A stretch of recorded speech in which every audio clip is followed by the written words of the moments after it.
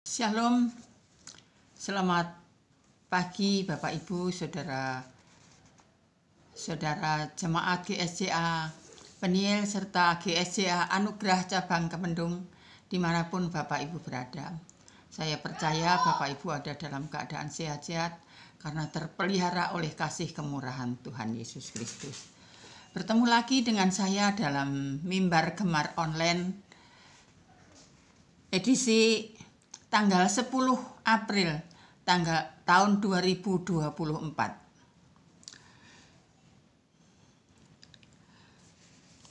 Tapi sebelum merenungkan firman Tuhan, marilah kita berdoa terlebih dahulu. Terima kasih Bapa di surga, terima kasih Tuhan Yesus, terima kasih Roh Kudus buat kasih-Mu. Kalau pada pagi hari ini kami boleh merenungkan firman-Mu, biarlah Tuhan mengurapi kami semua dengan kuat kuasa Roh Kudus, agar sepanjang hari kami terpelihara oleh kasih kemurahan Tuhan. Pimpin kami dengan kuat kuasa Roh Kudus. Di dalam nama Tuhan Yesus Kristus, hamba berdoa dan mengucap syukur. Haleluya. Amin.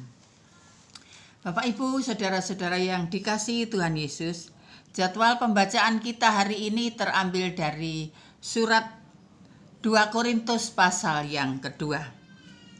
Kita akan membaca dari pasal yang kedua, ayat yang ke-12 sampai yang ke-13 saja. Demikian dikatakan di sana.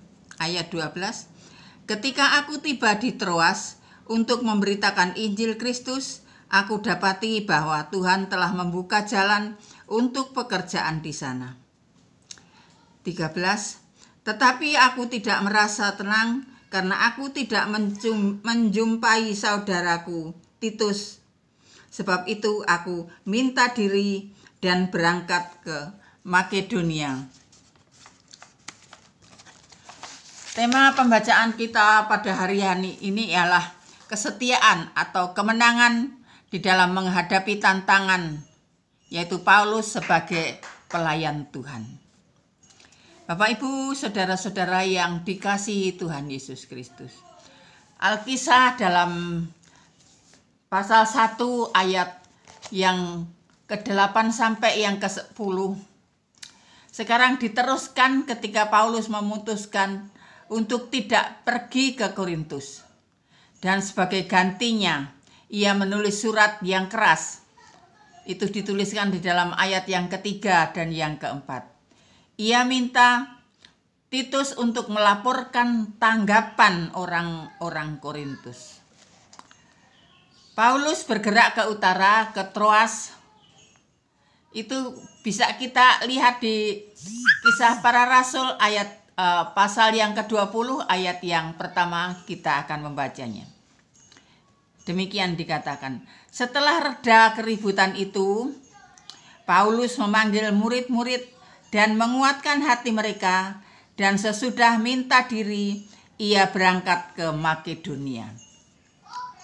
Sedangkan di dalam Kisah Rasul pasal 20 ayat yang ketiga, orang-orang Yahudi bermaksud untuk membunuh Paulus.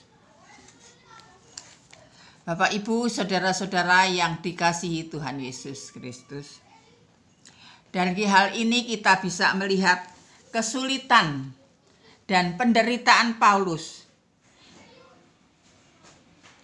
Itu sebabnya setelah ia dari Troas, ia kembali melalui Makedonia untuk bertemu dengan Titus dalam pelayanannya kembali dari Korintus. Sekalipun pemberitaan Injil di Troas mendapat sambutan yang baik, Paulus tidak merasa puas karena ia sedang menantikan kedatang kabar dari Korintus. Demikian akhirnya Paulus meninggalkan Troas dan masuk ke Makedonia dengan harapan ia bertemu dengan Titus. Dan pada akhirnya hal itu terjadi. Paulus memuji Allah ketika ia mendengar kabar baik tentang Korintus. Paulus menyadari bahwa pelayanannya di Korintus itu berhasil karena pertolongan serta campur tangan Tuhan di dalamnya. Di dalam ayat yang ke-14 Paulus berkata, "Tetapi syukur bagi Allah yang dalam Kristus selalu membawa kami di jalan kemenangannya dengan perantaraan kami. Ia menyebarkan keharuman, pengenalan akan Dia di mana-mana."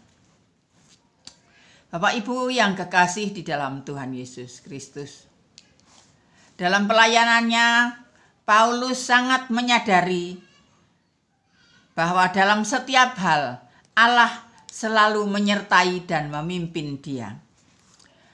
Paulus juga menyadari akan tanggung jawab dari pemberitaan Injil yang membawa akibat yang mengerikan bagi dirinya. Karena banyak sekali dia menerima aniaya, dipukul sampai 40 kurang 1 kali, dilempari batu sampai hampir mati. Bahkan Paulus beberapa kali dimasukkan ke dalam penjara. Tetapi Paulus tidak gentar. Paulus beserta kawan sekerjanya tetap memberitakan Injil sebagaimana mestinya dengan dorongan yang murni. Dan itu bisa kita lihat di dalam 2 Korintus pasal 1 ayat yang ke-12. Sebagai catatan, pasal 2 ayat yang ketiga, "Suratku yaitu surat yang keras." Karena Paulus berani menegur, menunjukkan kesalahan, menyelesaikan setiap pertikaian yang diadakan oleh orang-orang Korintus, menyatakan ketidakbaikan orang maupun sifat pribadi yang jahat. Berbeda dengan hamba-hamba Tuhan pada saat ini, saya melihat banyak hamba Tuhan yang tidak berani menegur kesalahan seseorang, tidak berani menyelesaikan permasalahan, sehingga pada akhirnya suatu saat permasalahan yang tidak terselesaikan tetapi ditinggalkan, suatu saat akan meledak.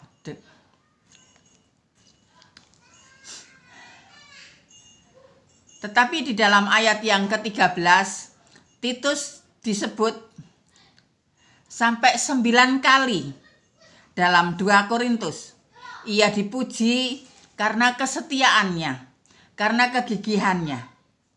Bahkan menurut Eusebius, Titus menjadi uskup yang pertama di Kreta.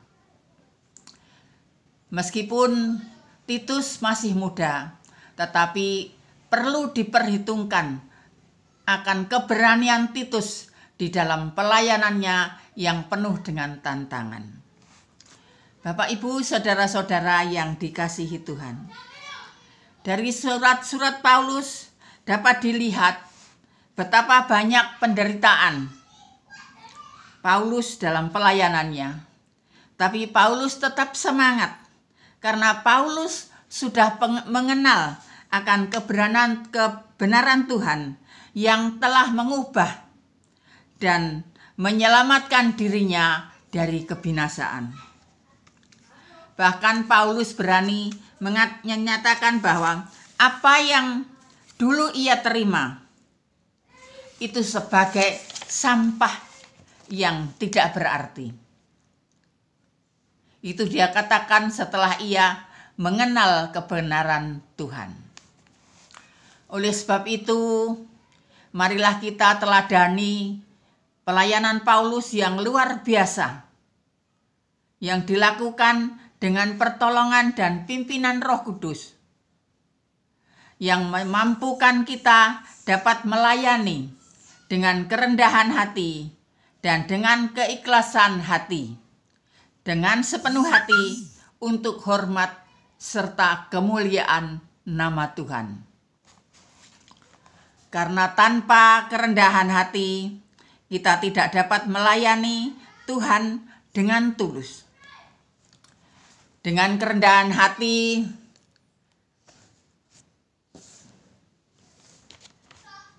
kita akan meninggikan Tuhan, bukan meninggikan diri kita sendiri. Dengan kerendahan hati mengundang Ia untuk campur tangan di dalam hidup dan pelayanan kita. Dan pada akhirnya Tuhan menghormati dan memberkati orang yang rendah hati. Sedang untuk bisa memperoleh kerendahan hati itu diperlukan beberapa hal yang perlu kita pelajari, yakni sikap yang mau untuk dibentuk. Bukan hal mudah untuk dibentuk di dalam pelayanan. Yang kedua, sikap yang mau mentaati dan melakukan firman Tuhan. Untuk melakukan hal ini pun perlu proses dan perlu kemauan keras untuk bisa terlaksananya kita melakukan dan mentaati firman Tuhan. Yang ketiga, sikap yang mau dikritik dan dikoreksi. Dan yang keempat, sikap mau belajar dari kesalahan, berlapang dada dalam menerima koreksi, lalu memperbaiki diri setiap saat. Biarlah renungan kita pada pagi hari ini bisa menjadi berkah dalam kehidupan kita. Sebelumnya saya ingin memuji Tuhan.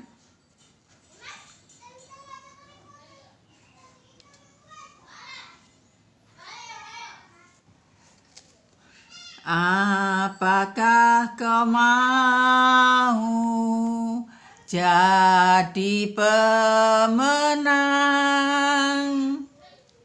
menaklukkan dunia dan cobaannya? Jangan kau lepaskan Yesus Tuhanmu. Dialah penolong dan penjagamu. Jangan kau lepaskan Yesus Tuhanmu. Walau jalanmu berat, percayalah, suka atau duka, musuh dan teman, jangan memisahkan kau dan Tuhanmu. Mari kita berdoa. Terima kasih Bapa di surga, terima kasih Tuhan Yesus untuk anugerah-Mu. Kami bersyukur Tuhan sudah menjaga, menyertai, memimpin kehidupan kami. Kami boleh merenungkan firman-Mu dan boleh meneladani akan sikap Paulus yang berani di dalam melayani tanpa takut untuk dianiaya dan lain sebagainya. Tetapi biarlah kami semua menjadi pemenang seperti halnya Paulus. Dan hidup kami semakin hari semakin berkenan di hadapan Tuhan. Di dalam nama Tuhan Yesus kami berdoa dan mengucap syukur, haleluya, amin. Selamat pagi, selamat